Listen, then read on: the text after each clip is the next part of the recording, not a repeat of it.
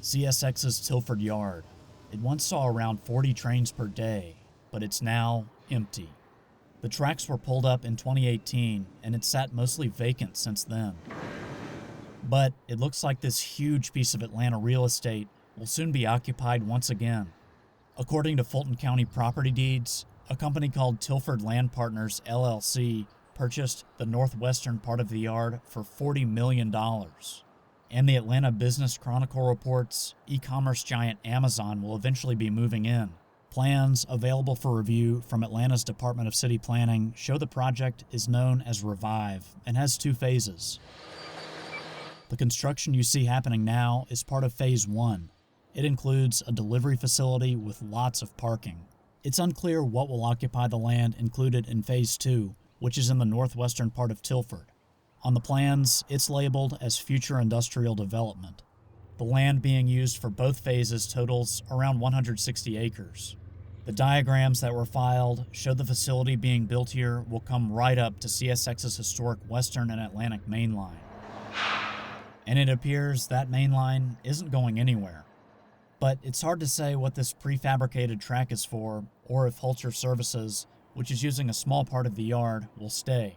CSX's Ready Center, where many railroad employees are trained, is also near here at the southeast portion of the old yard. The yard was once operated by the Louisville and Nashville and is named for that company's former president, John E. Tilford. The property CSX cleared and put up for sale when Tilford was shut down totaled around 290 acres. The company currently maintains Howell Yard a few miles from here. Not far away, Halsey Yard, which was briefly unoccupied, is now used as a trans-flow facility where goods are moved from covered hoppers to trucks. The railroad also has a huge intermodal yard just south of Atlanta in Fairburn, Georgia. And Norfolk Southern's sprawling Inman Yard is next door to Tilford. Of course, this isn't the first time Tilford Yard has made headlines. In 2018, many people suggested it could be the site of Amazon's new HQ2, but Amazon eventually chose a site in Virginia near Washington, D.C. Back in Atlanta, folks who live here have voiced concerns about heavy traffic passing through their neighborhoods once the new delivery facility opens. That traffic would, in part, be the result of the new jobs created by this development.